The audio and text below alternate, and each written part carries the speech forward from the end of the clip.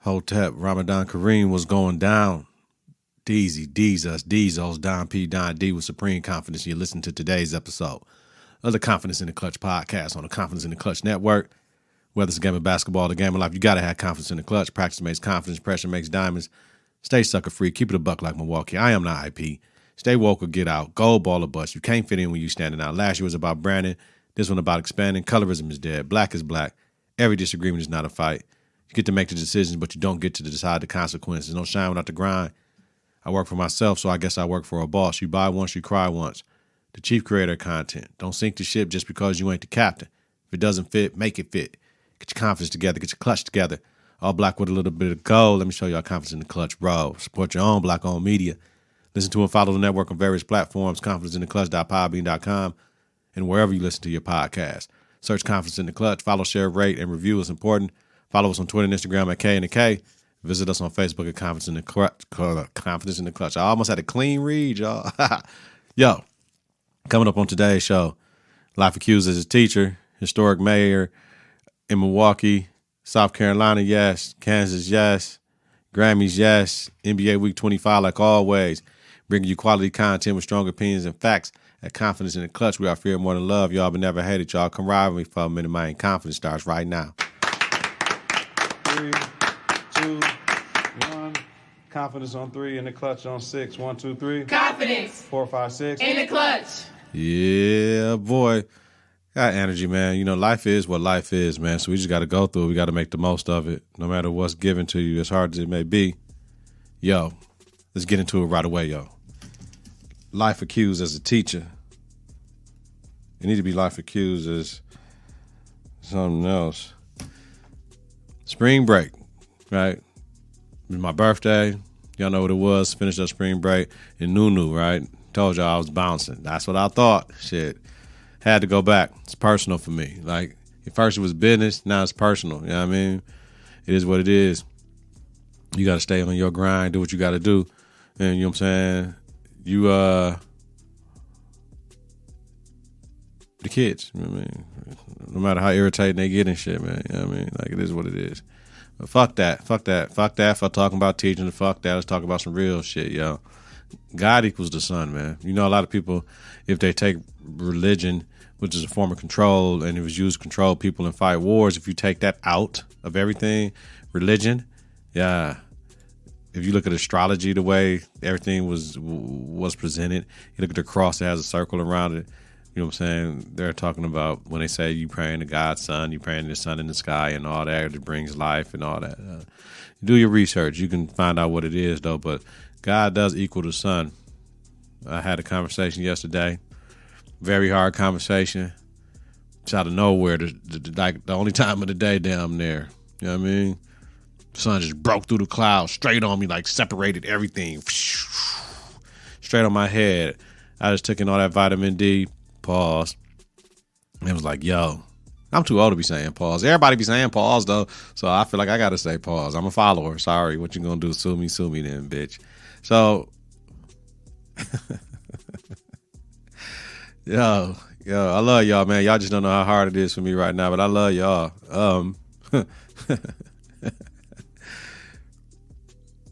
That sun came on me, man, like, yo, fam. So, yeah.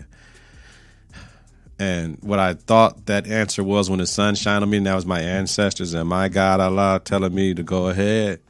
It told me to go ahead, but it told me, you know, I had to go ahead with what I had to do. And I did it. But I don't get my shit off about mental health. Mental health is tied to your insurance. That's terrible. Like, if you got state insurance, you can only get certain services, even from the dentist or medical providers. You can only go certain places. Like, if you got state insurance, I'm like, damn, why? So the people that are struggling can't get the best health care like the people that's not struggling. That's bullshit to me. I don't understand it.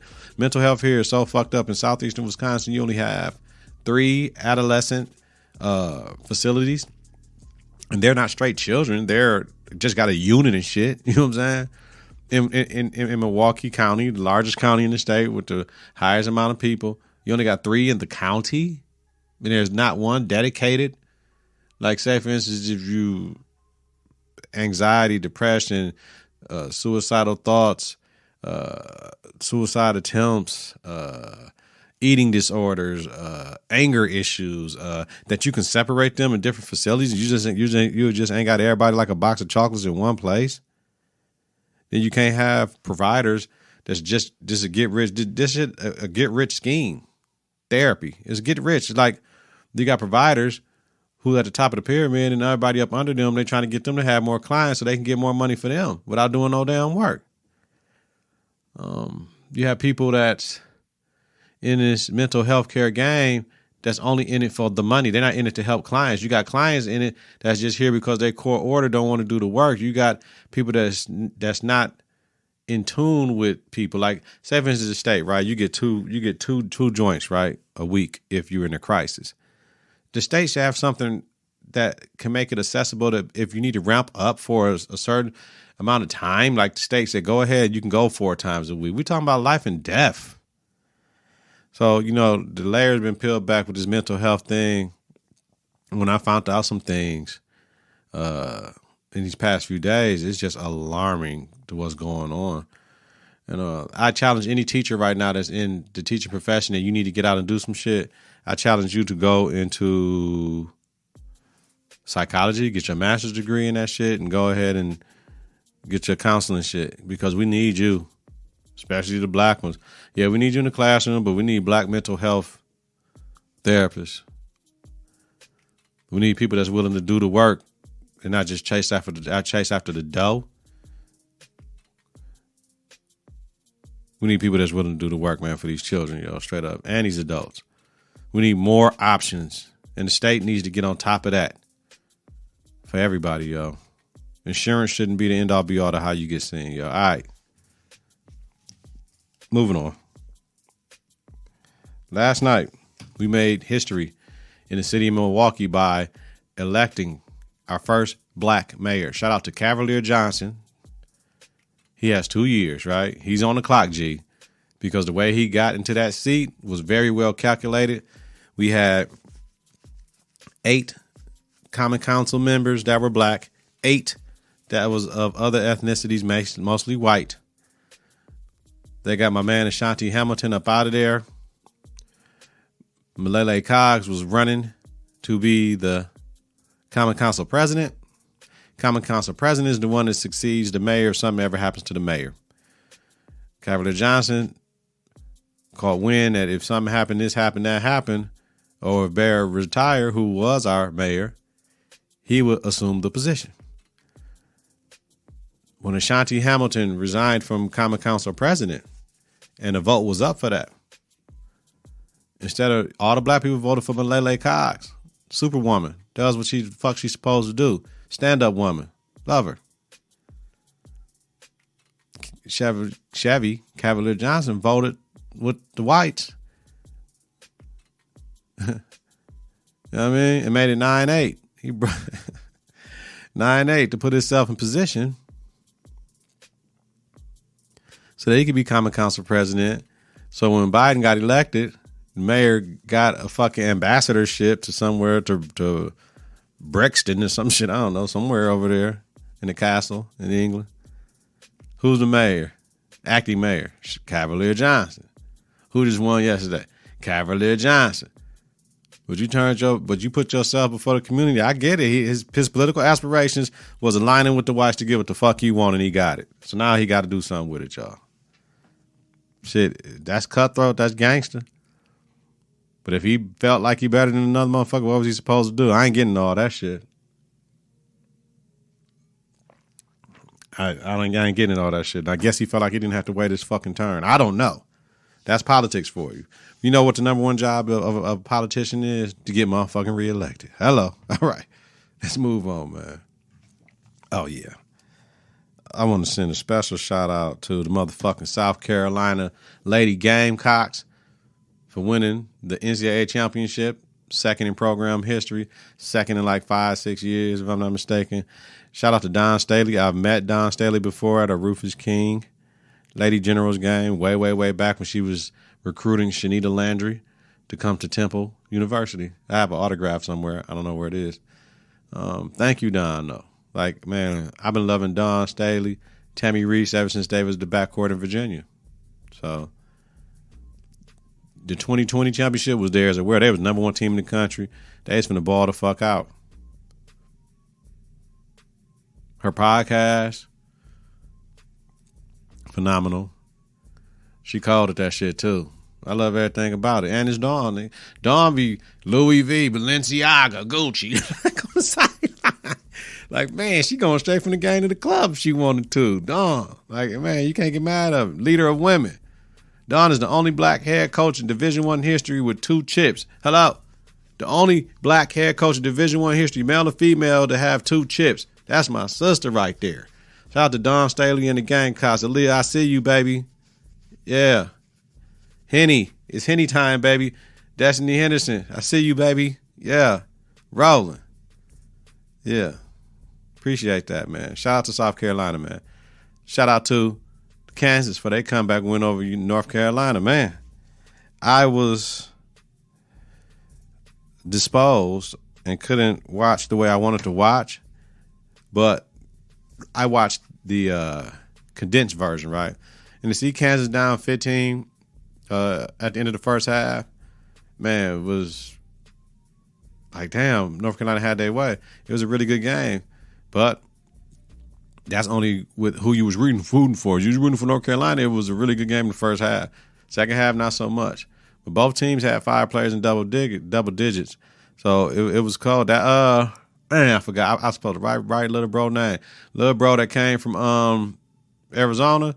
He was looking nice, man. And dang, what's bro in North Carolina? He had like the bro hawk. Damn, what was his name? I'm sorry, y'all. But he came off the bench. He was balling too. I'm like, man, the one cat that North Carolina had that was balling the whole tournament, he just had a bad game, specifically in the second half. That's really why they lost that game. Shout out to Hubert Davis for getting them there. Shout out to Bill Self for getting his second title. His last title was in 08. When they beat that one-loss Memphis team with Derrick Rose. Yeah. All right, let's do it. Moving on. Rolling, stolen, pistol, holding, like 'em, golden, money, folding, power, rolling.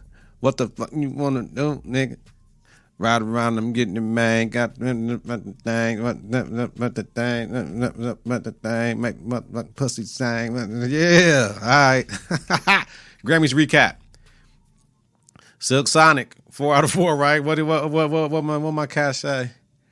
He said, man, you know, it's hard to be humble when you winning, you know, but we won 4 out of 4. That's called a clean sweep. That's my bro. I love him. And what's some jigger, man, I don't want to say nothing, but Dobby just so motherfucking chill. But my motherfucking Anderson .Paak, Bruno Mars, they be straight, man. Jasmine Sullivan, best R&B performance, right? They tied with Silk Sonic. And yes, I Want to Leave the Door Open. It was a bomb-ass song. Did it deserve to win all of those? I guess. You got to just look at what it was going against. But yeah, there was a song. I mean, I thought Damage could get one of them motherfucking songs, one of them awards, but you know what I'm saying? It is what it is. So, shout out to Jasmine Sullivan. She was fine as fuck. Tyler, the Creator, and DJ Drama for Rap Album of the Year. That was a Gangsta Grills. That was a Gangsta Grills. So, Tyler, the Creator, man, still doing this shit. Like, you motherfuckers want to talk about motherfuckers ain't listening to this album. I'm on tour, bitch. Selling out arenas, man. Yeah. That was untelevised, though. That's bullshit. Grammys be fucking around. Shout out to Ye and Jay for Jail winning a Grammy, and Ye Lil Baby in The Weeknd for winning a Grammy for Hurricane. I mean, I didn't bring up the Ocean. Remember we did this a couple weeks back with the nomination. I was like, ooh, it's going to be hard. But I said I can see some of these winning. What I didn't see winning is Doja and SZA. So shout out to them two sisters. SZA for getting her shit. You know what I mean? Love that. The Baby Keem and Kendrick Lamar for best rap performers. Man, they went crazy as fuck on that song. Gotta love that. Lucky Day, Progressive R&B, and John Batiste. I gotta try to listen to it. I just don't understand, but he got 5, including the Album of the Year shit. Oh, and I have to listen to Soulja. The Sons of Jah. Listen, you can't get mad. You can't get mad if a black person don't win the reggae shit if the Sons of Jah album is cold. That's what I'm saying. I gotta listen to it. I gotta listen to Sons of Jah. Soldier.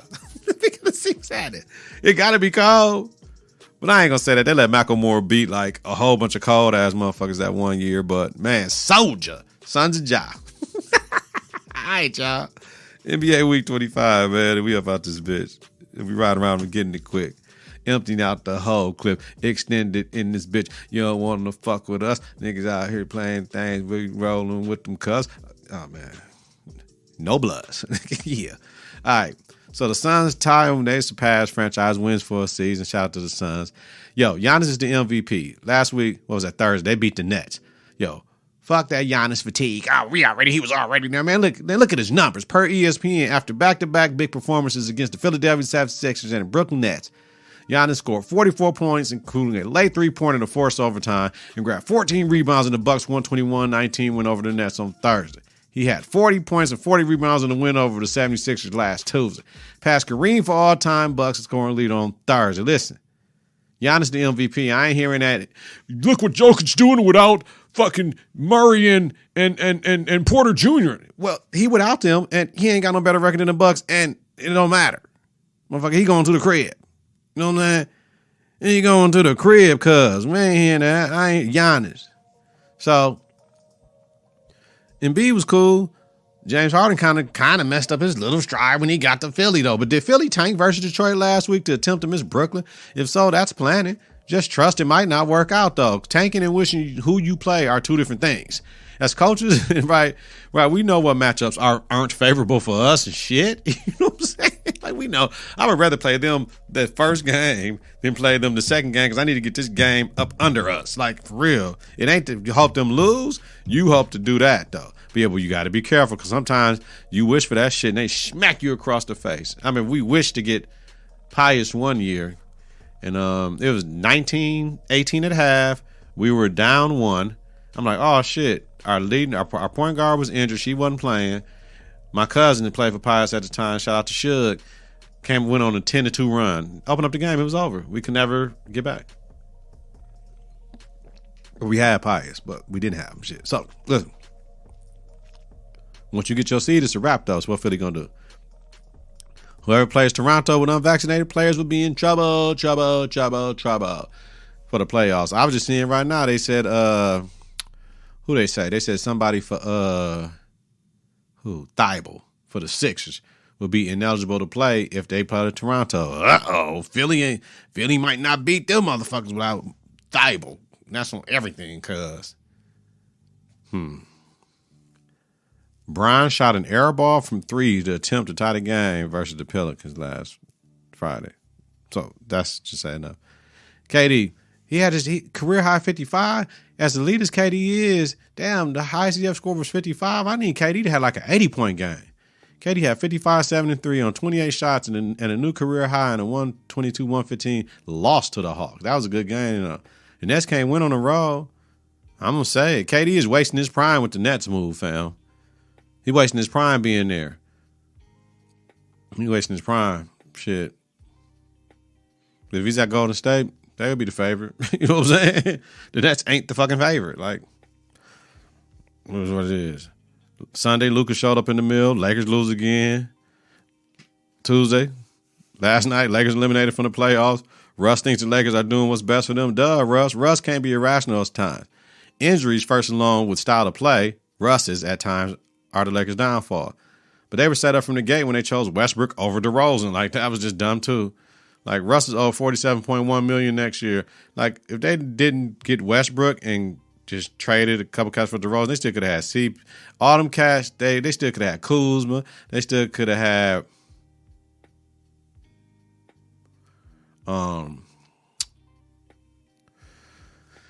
Kuzma, KCP, Caruso. And then they had the Buddy Hield trade where they had to get rid of THT, and then maybe they wouldn't have Kuzma. Who knows? But, man, stop it. So, Russ play did get better towards the end of this season, though. Shit, him and Bron can't be on the floor at the same time. That's coaching, though. Both are two-ball dominant. Why wouldn't they try to bring Russ off the bench that we motherfuckers been calling for the whole year? Bring him off the bench and let him kill somebody's second team. I don't get that shit. I guarantee 6 man of the year for him if they do that shit. Because Russ knows he's a game. It's not It's not if you start the game, but if you finish the motherfucking game. Of course he would finish out there. So they can't move Brian. AD ain't balling really when listen, they got issues. Remember, THT is untradeable. Shit, his stock is dropped like a motherfucker. They wish they would have traded him for what they could have got for him. Brian, AD, and Russ only played in 21 games. We can't call them no big three. They only Brian, AD, and Russ, and they went 11-10 this season. Come on, fam. So in Brian's fourth season, the Lakers have missed the playoffs twice. Brian's still leading the league in scoring. He's got 3 games left to qualify. With 3 games left in the season, he got to get 3 more. Come on, man. He has missed 4 of the 5 last games. With nothing to play for, will he risk it? Hell no. Oh, LeBron was the oldest scoring champion in league history. Yeah, you can put that shit on that shit, but that ain't going to make him better than J-Bone. What the fuck?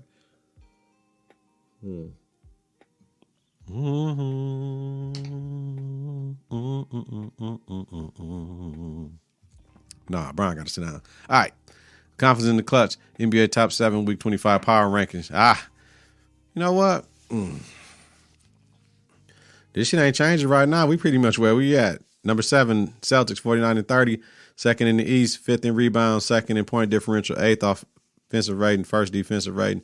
Sixers, 49-30, coming in at number 6, 4th in the East, 29th in rebounds, 10th in point differential, 14th offensive rating, 9th defensive rating.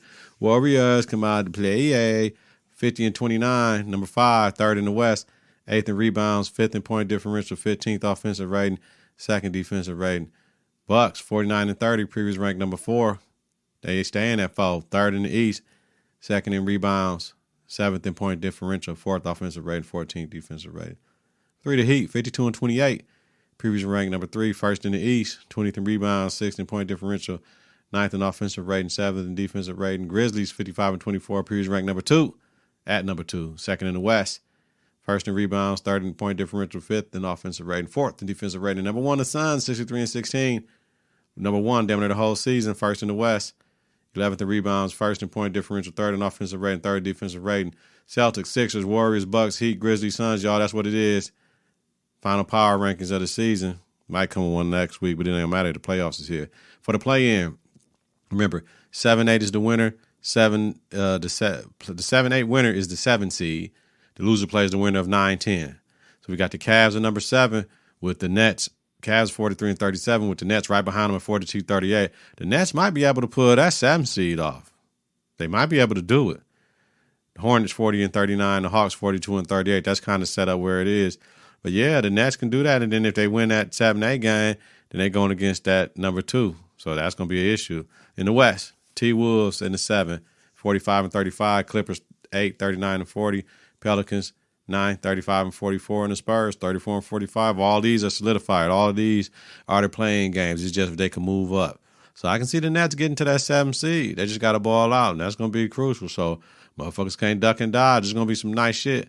Next week we'll know, though, where we at, though, to a certain degree. They got to have them playing games, but we'll know where some of these people going to be at for next Wednesday's episode. So I just need y'all to do 2 things for me, man. Take care of y'all people. Love on your people. If you got kids, tell them you love them all the time. Tell your parents you love them. Tell anybody you love them. Man, I apologize for my birthday. All my birthday love I got, like on social media, I still ain't went on social media and said thank you. I'm not one of the people to leave a blanket post. I reply back to everybody. So I plan on doing that, though, but it's just been a lot going on, man. But for everybody else, with everything going right for yourself, all I need y'all to do, along with the people that I said, please show love to your people. Get your confidence together. Get your clutch together. Listen to and follow the network on various platforms, confidenceintheclutch.podbean.com. And wherever you listen to your podcast, search Confidence in the Clutch. Follow, share, rate, and review is important. Follow us on Twitter and Instagram at K&K. Visit us on Facebook at Confidence in the Clutch, y'all. Have a safe and healthy night. You're listening to this tomorrow on Thursday during the daytime. Create a great day on purpose, y'all. We up out of here, y'all. Confidence in the Clutch. Peace. 3, 2, 1.